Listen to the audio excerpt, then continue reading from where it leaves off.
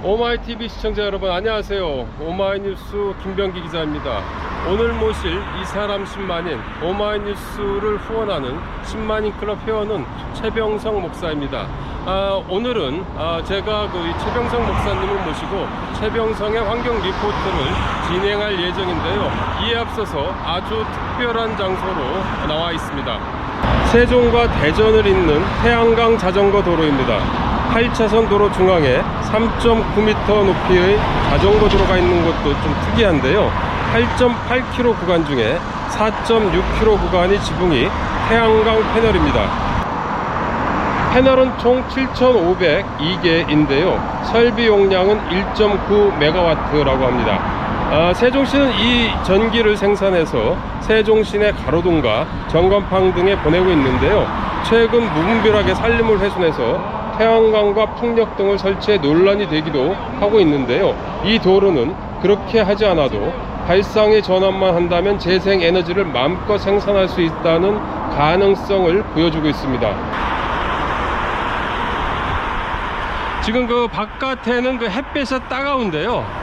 지금 그늘이 있어서 아주 달리기에 좋습니다.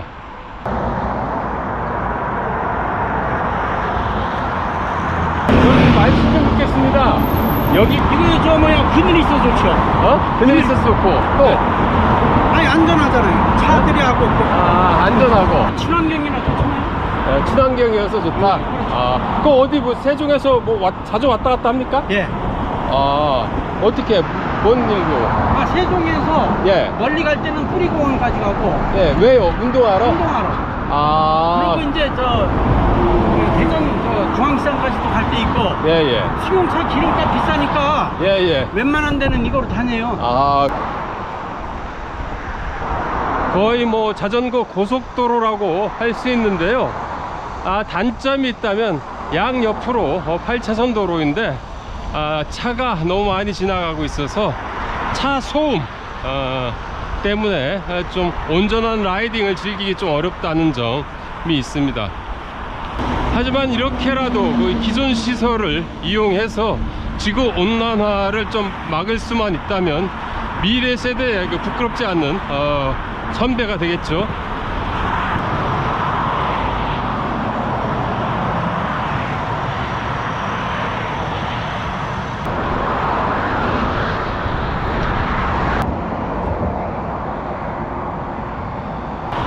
사실 일찍부터 오마이뉴스 지면에 이런 대안을 제시해온 이가 있습니다. 최병성 목사입니다. 환경탐사 전문 시민기자라고 할 수 있는데요. 어제 출발하기 전에 전화로 인터뷰를 했습니다. 스튜디오로 카메라를 돌려보겠습니다. 네. 그 목사님 안녕하세요. 네, 안녕하세요. 반갑습니다. 반갑습니다. 지난주에 이어서 또다시 전화로 연결했는데요. 뭐 태풍 때문에 뭐 피해는 보지 않으셨어요? 네, 저희 집은 그냥 아파트 단지라서 큰 비 피해는 없었어요. 예. 다행이네요. 제가 내일 이 세종 대전 간 태양광 자전거 도로를 라이딩할 예정이거든요. 네, 함께 하면 아마도 좋은데, 네. 그러니까요. 자전거를 타면서 아마도 이제 최 목사님을 거의 떠올리지 않을까 싶은데요. 그간 최 목사님이 대안으로 내세운 방식과 비슷한 생각을 했는데요. 이 도로 알고 계시죠? 네, 그곳을 제가 자주 지나가요. 그래요? 네, 대전, 세종 그쪽 지나가면서 예. 자전거 도로를 보면서 좋다. 아, 이런 식으로 우리가 그 도로라든지, 예. 유유지라든지 이런 것들 다 태양광을 신재생 에너지 공간으로 활용한다면 예. 정말 얼마나 좋을까. 환경을 파괴하지 않고도 충분히 신재생 에너지를 설치할 수 있다. 이게 바로 진짜 친환경적인 신재생 에너지다라고 하면서 기분 좋은 거기를 갈 때마다 예. 기분 좋은 운전을 하게 되죠. 이렇게 이제 기존 시산물을 이용해 가지고 재생에너지를 생산할 수 있는 대안도 충분히 많을 텐데요. 그간 기사를 통해서 목사님께서 이 태양광 사업으로 인한 무분별한 산림 파괴를 고발해 오지 않으셨습니까? 많이 산림 했죠. 파괴가 어느 정도 심각한 상황인가요?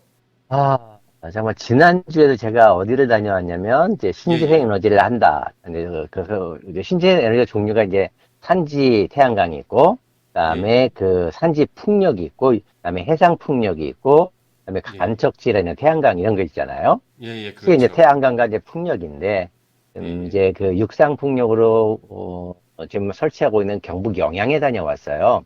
예, 예. 얼마나 지금도 이미 88기의 풍력이 돌아가고 있는데, 예, 예. 또 옆에 10기의 공사를 하고 있고, 그다음에 또 음, 15기의 추가 공사를 하겠다라고 환경영향평가가 이제 통과가 됐죠. 그래서 그 예. 현장을 돌아보면서 우리나라는 바람이 없어요. 예, 그러니까 예. 풍력이 다 어디로 올라가? 유럽은 산으로 올라가고, 예, 그렇죠. 바다로 유럽은 바람이 가겠죠. 많아. 그러니까 예, 바람이 예. 많고 일정하니까 평지와 구릉지의 그 도로변에 풍력이 설치되어 있는데, 아, 우린 외국은. 예, 예, 예. 우린 바람이 없으니까 산 꼭대기로 올라가요. 산 아, 꼭대기는 가장 소중한 생태축이잖아요. 그러다 음, 보니까 환경 파괴가 너무 심하다. 이제 어, 예, 두 번째로 이제 태양광에서는 예, 이건 사실 예. 지금은 산림을 훼손하는 태양광이 굉장히 많이 줄었어요. 왜냐하면 예, 예. 문재인 정부 들어선 2017년부터 예, 2018년까지 예, 예. 산을 깎고 들어서는 태양광이 어마어마하게 많았죠. 아, 예, 폭증했습니다. 정말. 그때 뭐 그동안 기준을 높인다고 했었는데. 그게 바로 그게 시점이 뭐냐면 예, 예. 문재인 정부 들어서면서 신재생에너지를 강조하다 보니까 예, 예. 태양광이 폭증했고 예, 이로 예. 인해서 아, 산사태와 환경 문제가 너무 심각해지니까 예, 예. 2018년 12월에야 경사도를 25도에서 15도로 강화했고 예, 그 예. 다음에 산림을 훼손한 후에 20년 뒤에 태양광을 종료할 때 산림을 다시 복원해야 된다라는 규정을 아, 뒤늦게 만든 거예요. 그래서 지금은 좀 그나마 나은 거예요? 예, 근데 문제는 아쉽게도 예, 그런 예. 대안을 만들고 이걸 했어야 되는데 예, 대안 예. 없이 그냥 신재생 에너지 강조하는 바람에 문재인 정부 초기 2년 동안에 어마어마한 양의 산림 훼손이 벌어졌던 거죠. 아, 어느 정도 수준인가요? 가령 뭐 예를 들 수 있는 이런 곳이 있다면 어떤 어, 곳인가요? 뭐 상상을 초월하는 산림 훼손이 많았어요. 그냥 산 어, 능선을 없애고 태양광을 하고 산 경사도 굉장히 심한데 예, 예. 정말 귀기한 태양광이 들어서고 뭐 음, 이런 회개망측한 태양광 정말 아, 태양광이 신재생 에너지라면 환경을 파괴하지 않아야 되잖아요. 그렇죠. 근데 환경을 심각한 나무를 없애고 나무사 깎아내고 그 경사지에 음, 태양을 하다 보니까 산사태도 많이 발생했고 아, 지금도 언제든 비가 오면 예, 예. 산사태가 발생할 수 있는 위험지로 되어 예. 있다라고 할 수 있는 거죠. 그 예전에 그 목사님이 쓴 기사에서 보니까 산림 파괴뿐만이 아니고 그 농경지와 그 간척지 또 그 태양광 패널로 이렇게 막 뒤덮여 가지고 있는 모습을 좀 봤는데요. 농경지 간척지의 그 태양광 패널 문제도 심각하죠. 어마어마하게 심각하죠. 지금 이제, 어, 우리가 서해 남해안으로 돌면서 옛날엔 그 갯벌들이 많았잖아요.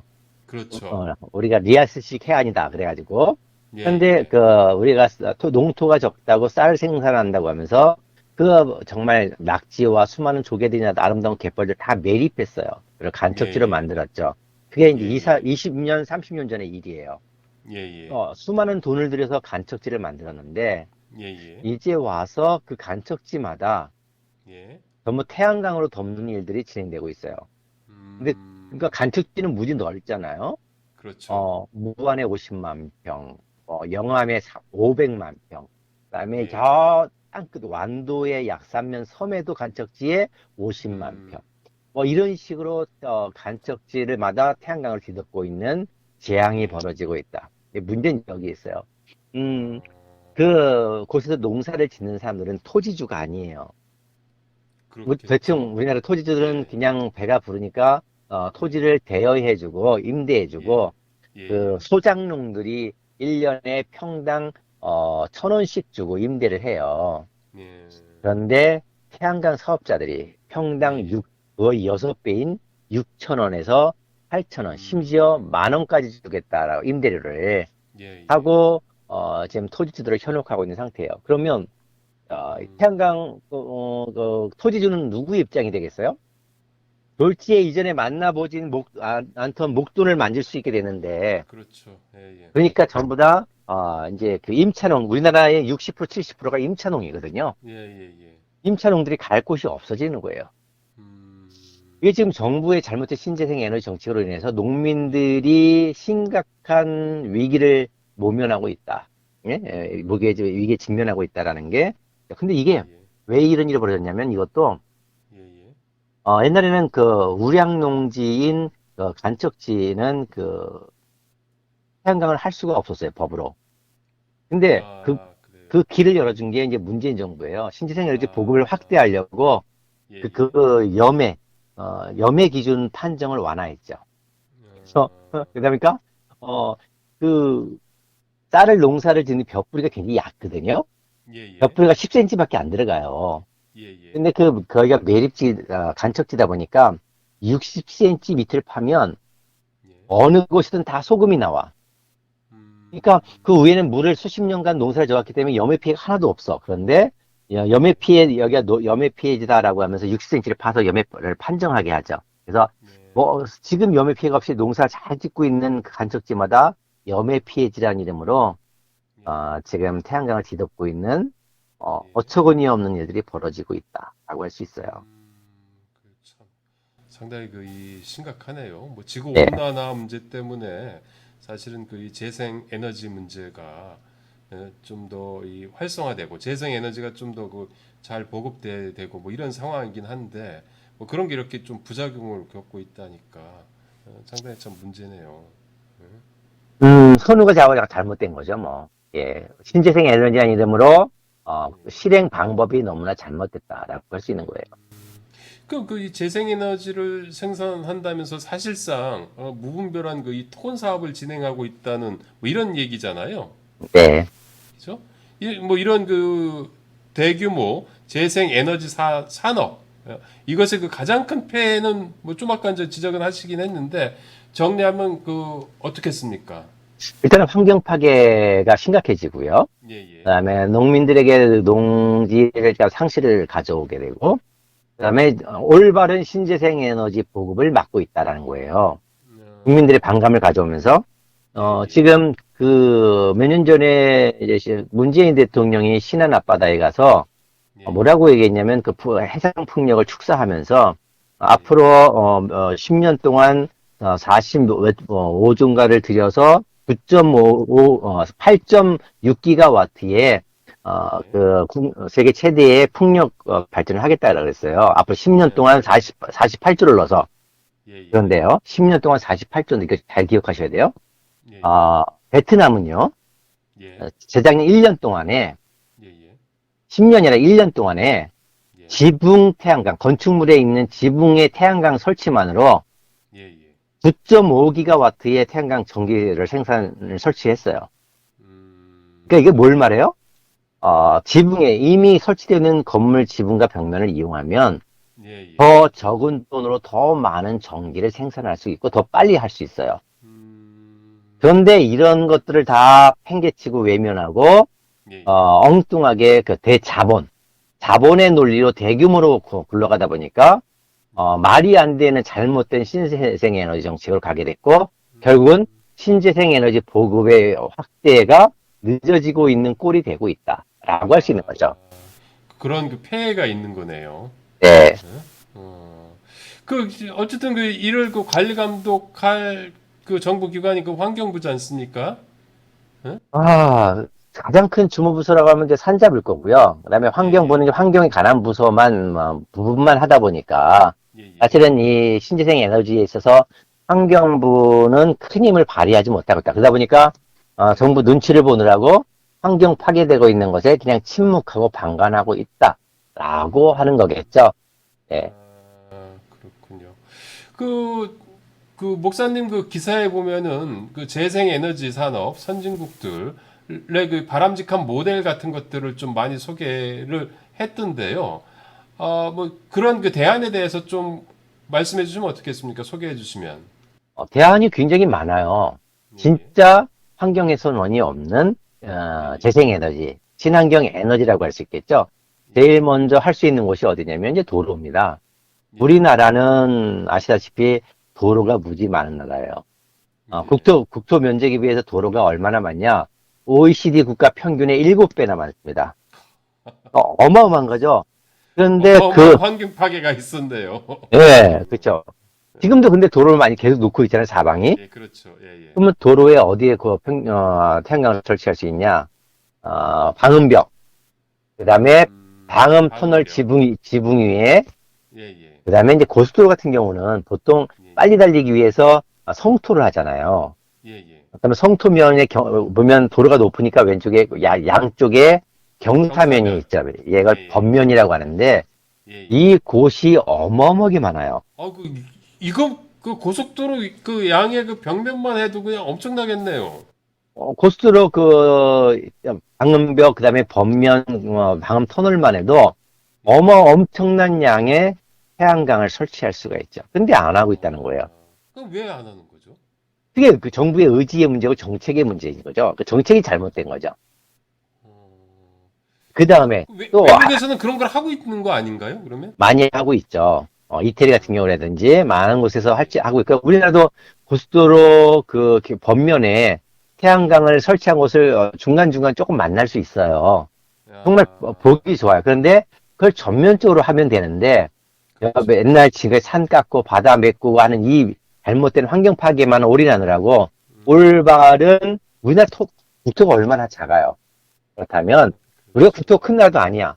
그렇다면 작은 국토의 효율적인 이용을 위해서 그런 것을 적극 활용해야 되잖아요. 이게 바로 정부 정책, 대통령의 의지의 문제, 인식의 문제였다. 저는 제일 가장 문재인 정부 아쉬웠던 부분이 그런 부분이에요. 제가 끊임없이 청와대 이야기, 기사를 썼을 뿐만 아니라 청와대에 직접 이야기를 했어요. 그런데 이렇게 그 신생에너지 잘못된 정책에 몇 사람의 그 정책에 얽혀가지고 대통령도 눈 감고 귀 닫고 밑에 관계자들도 눈 감아 왔다라고 할 수 있는 거죠.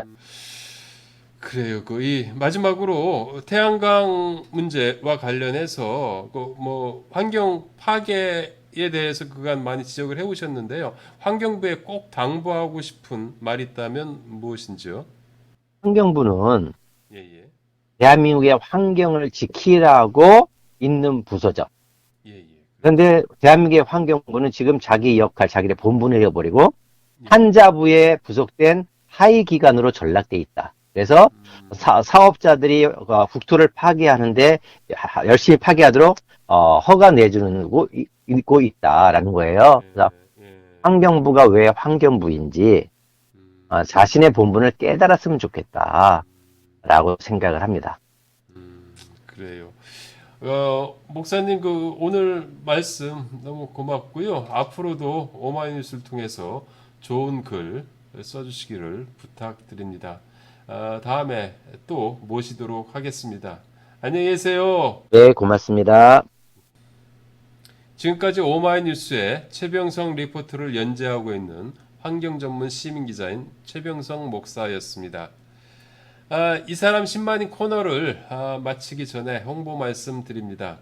아직도 오마이TV 구독하지 않으셨다면 지금 바로 구독 버튼 눌러주시기를 부탁드립니다. 그리고 그 환경 문제를 고발해온 최병성 목사와 함께 오마이뉴스를 후원할 여력이 되시는 분은 아래 자막이 나와 있습니다. 010-3270-3828 010-3270-3828로 전화 주시기를 부탁드립니다. 오마이TV 시청자 여러분, 안녕히 계세요.